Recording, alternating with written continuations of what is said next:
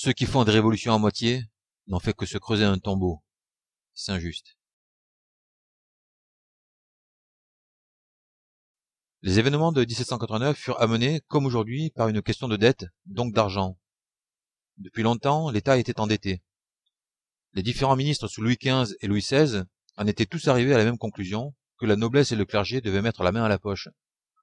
Le refus systématique de ces derniers contraignit Louis XVI à convoquer les États généraux, c'est-à-dire une assemblée constituée d'élus des trois ordres, qu'étaient la noblesse, le clergé et le tiers-état.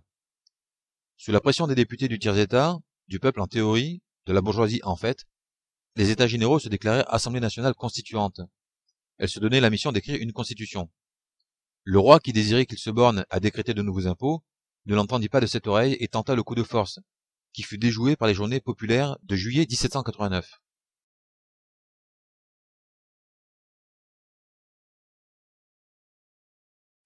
Le peuple, les sans-culottes et les sans-dents, avait servi de bélier à la bourgeoisie, non pour la mettre au pouvoir, puisqu'elle y était déjà ou presque, mais pour assurer son pouvoir. L'Assemblée constituante, composée de nobles et de bourgeois, ne tarda pas à révéler son vrai visage et à bâtir un système aristo-bourgeois, ultralibéral comme on dirait aujourd'hui, tout en faveur des riches, un système qui s'accommodait parfaitement de la monarchie tant que le roi restait une potiche. Les sans-culottes, les jacobins, les révolutionnaires virent clair dans leur jeu dès le début et dénoncèrent cette politique. Eux-mêmes n'étaient pas fondamentalement hostiles à la monarchie, pourvu que les droits du peuple soient respectés. Mais le roi ne soupirait qu'après la restauration de sa puissance et ne vit bientôt de salut que dans le recours à des troupes mercenaires. Il s'enfuit mais fut arrêté à Varennes et ramené à Paris. L'Assemblée le remit sur le trône et fit massacrer les Parisiens qui protestaient au Champ de Mars. Peu après, la Constitution achevée, une nouvelle Assemblée nationale, législative, élue au suffrage censitaire, se réunit. Des députés tout neufs, que des bourgeois adeptes du libre marché. Au peuple qui réclamait du pain, ils ne savaient qu'envoyer des baïonnettes. Et les caisses étaient toujours vides, malgré la confiscation des biens du clergé. Les leaders de l'Assemblée, les Girondins, virent dans la guerre étrangère un moyen de les remplir, à condition d'être victorieux, et de détourner la colère populaire. Le roi, qui espérait tant que les monarchies européennes interviennent en sa faveur, y vit le moyen de leur forcer la main. Il était bien placé pour savoir que la France n'était pas en état de faire la guerre, et il comptait sur la défaite. Ainsi, le roi, hostile à l'Assemblée, et l'Assemblée qui n'était pas hostile au roi, voulait la guerre mais pour des raisons différentes.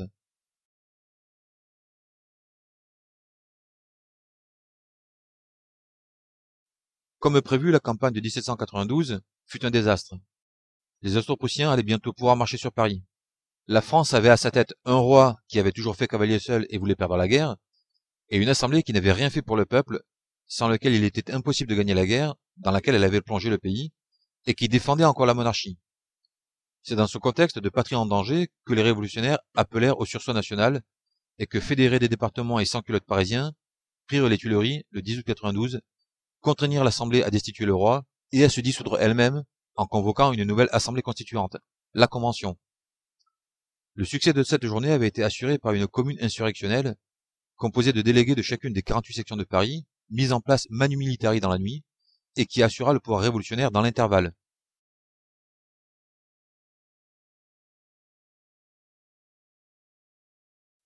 La Convention se réunit un mois plus tard, toujours dominée par les Girondins, toujours ultralibéraux et plus que jamais hostiles aux Parisiens et aux révolutionnaires. Ils multiplièrent les mesures dilatoires pour sauver le roi, et inondèrent les départements de propagande pour les dresser contre Paris. Ils ne purent sauver le roi, mais ils provoquèrent bien la guerre civile après avoir allumé la guerre étrangère. Ça n'était trop. Le 2 juin 1793, 80 000 gardes nationaux et sans-culottes cernèrent la Convention qu'ils contraignirent à expulser de son sein 31 Girondins. Dès lors, dominée par ce que l'on appelle les montagnards, c'est-à-dire grosso modo les Jacobins, la Convention prit des mesures énergiques en faveur du peuple, donc contre les bourgeois, et pour gagner les guerres extérieures et intérieures.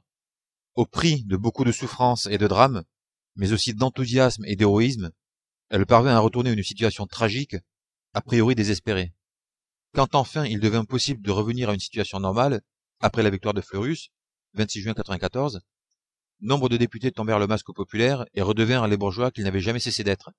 Robespierre, figure de proue de la Révolution et du Comité de salut public, fut décrété d'arrestation et exécuté, non parce qu'il était un tyran, ce qui n'était qu'un prétexte, mais parce qu'il défendait le peuple. L'ultralibéralisme et le règne de l'argent furent rétablis. Action, réaction. Un an plus tard, les Parisiens, littéralement affamés, se soulevèrent à 2 reprises, les premiers Germinal et premiers Prairial, et investirent la Convention au cri de Dupin et la Constitution de 1793. Mais sans chef, sans plan, sans organisation, ils furent refoulés, écrasés et désarmés. Rideau. Qu'est-ce que la Révolution française? La profusion d'événements, souvent trompeurs, parfois tragiques, qui jalonnent la période que nous appelons la Révolution française de 1789, permet de voir dans cette histoire tout et son contraire, et d'en saisir d'autant moins le fond qu'elle est vue à travers le prisme des anachronismes, des fantasmes, des passions, des préjugés, du pathos, des intérêts inavoués ou mal compris, des accusations grossières, des interprétations absurdes, des récupérations honteuses, etc. La trame de la Révolution est pourtant fort simple. Il s'agissait, ni plus ni moins, que du combat éternel des pauvres contre les riches, des exploités contre les exploiteurs, des tenants de la souveraineté du peuple contre toute forme de tyrannie, de la démocratie contre l'oligarchie plutocratique, de l'égalité contre l'argent en dernière analyse. Mais le système monétaire est, par définition, le royaume de l'argent. Il est naturel que l'argent règne. Que son règne soit contrarié ou contesté, le naturel revient toujours au galop. C'est exactement ce dont la Révolution a été le théâtre. En 1789, les riches, qui pressaient depuis longtemps, pensent avoir gagné. Mais une opposition populaire, égalitaire, démocratique, patriotique prend corps et se renforce jusqu'à être un moment la plus forte, en 1793. Les riches, les bourgeois, sont alors dans leurs petits souliers. Mais les limites conceptuelles des révolutionnaires, liées aux impossibilités de leur temps, et les contradictions internes à leur mouvement qui en résultaient, devaient les conduire à l'échec et provoquer fatalement le retour en force des riches qui eut lieu en 1794 et marqua la fin de la Révolution, c'est-à-dire de la montée en puissance des aspirations populaires et du mouvement révolutionnaire. C'est l'échec des révolutionnaires, concrétisé par l'exécution de Robespierre, qui marque la fin de la Révolution et l'avènement du règne incontesté de l'argent jusqu'à nos jours. Hors de cette lecture, la Révolution française est incompréhensible et n'a même ni début ni fin. Si elle n'est pas caractérisée, comme je le dis, par la montée en puissance du mouvement populaire, démocratique, égalitaire et patriotique, jusqu'à son écrasement, alors quoi? Elle serait un événement bourgeois? Mais si la Révolution avait été bourgeoise, on ne la distinguerait pas de la période qui suit, et à peine de celle qui précède. Sans la Révolution, la bourgeoisie serait arrivée au pouvoir, avec ou sans roi. Elle y était dès 1789, et elle l'a retrouvée en 1794. Entre ces deux dates, il s'est passé quelque chose qui a rompu le cours de l'histoire à un moment où la bourgeoisie avait le vent en poupe. Quelque chose qui, n'étant pas ordinaire, mérite que cette période précise soit appelée révolution. Les révolutionnaires, ce n'étaient pas les bourgeois. C'étaient précisément ceux qui contestaient leur hégémonie. Dans cette histoire, les bourgeois, ceux qui prenaient le libre marché, c'est-à-dire la liberté de spéculer sur la misère publique, ceux qui sacralisaient la propriété, c'est-à-dire le fruit de leur magouille, ceux qui voulaient tout juger à l'aune de l'argent parce que c'est eux qui l'avaient, ces bourgeois, dis-je, étaient des contre-révolutionnaires. Ils existaient à l'époque de la Révolution, ils en étaient les contemporains, mais ils incarnaient tout le contraire. En fait, il y avait deux contre-révolutions. La contre-révolution aristocratique, celle des nobles qui défendaient la monarchie parce que leurs privilèges en dépendaient, qui détestaient autant les bourgeois arrivistes que le peuple revendicatif, et la contre-révolution bourgeoise, celle des riches qui avaient pris la place des nobles et méprisaient le peuple autant sinon plus que ces derniers. Mais les bourgeois étaient dans le sens de l'histoire. Ils ne devinrent des contre-révolutionnaires que parce qu'ils eurent en face d'eux des révolutionnaires, des vrais, issus eux aussi de la bourgeoisie, mais qui voulaient sincèrement le bien du peuple, défendaient ses droits et étaient soutenus par lui.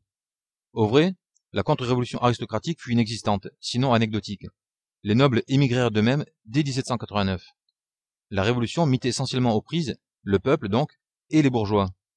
Dans un premier temps, les révolutionnaires s'opposèrent en vain à la destruction par les bourgeois de tout ce que l'ancien régime avait de protecteur pour le peuple. Dans un second temps, une fois au pouvoir, ils restaurèrent tant bien que mal ce qu'ils purent, tout en devant gérer le chaos dans lequel les bourgeois avaient plongé la France. Au final, les bourgeois tirèrent les marrons du feu. Ils annulèrent tout ce qu'avaient fait les révolutionnaires et jetèrent les bases du système qui est encore le nôtre aujourd'hui.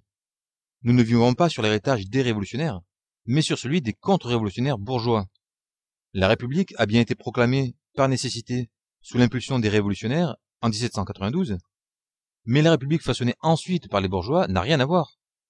République n'est qu'un mot. Il faut regarder ce qu'il y a derrière et qui l'a mis.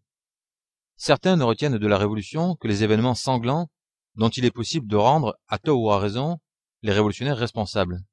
Bien sûr, quand c'est le leur qui coulait, c'était pour la bonne cause, cela ne compte pas. Le sang du peuple qui défend ses droits ne vaut rien. C'est assez dire de quel côté penchent les gens qui jugent la révolution selon de telles considérations. Quoi qu'il faille distinguer les faiseurs d'opinion de leurs dupes. Personne ne s'avance en se disant ennemi du peuple. C'est toujours sous prétexte de défendre le peuple que l'on calomnie ses véritables amis, que l'on tourne contre eux ceux qui devraient les soutenir, et que l'on détourne ainsi les regards de ses buts inavouables. La méthode n'a pas changé. Regardez comment fonctionnent aujourd'hui les ennemis du peuple, et imaginez le bout qui a été déversé sur les révolutionnaires depuis 200 ans. Il n'est donc pas étonnant que certains aient embrassé en théorie la cause de ceux qu'ils auraient combattus en réalité, comme ils le font aujourd'hui, confrontés au même problème. Le véritable drame des révolutionnaires, c'est d'avoir échoué. Vae victis, malheur aux vaincus. Mais leur combat est toujours d'actualité, à quelques mises à jour près. Pauvres contre riches, peuple contre élite, démocrates contre plutocrates, patriotes contre mondialistes, résistants contre collabos, et toujours en dernière analyse, égalité contre l'argent.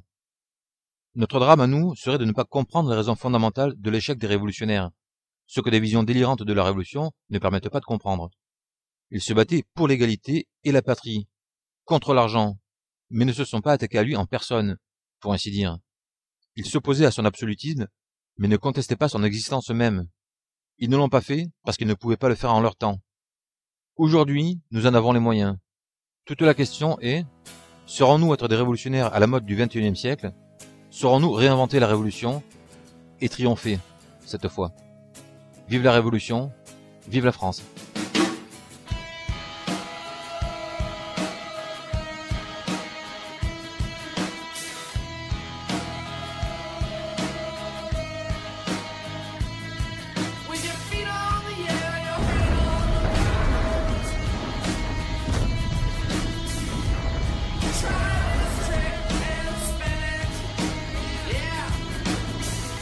Yeah.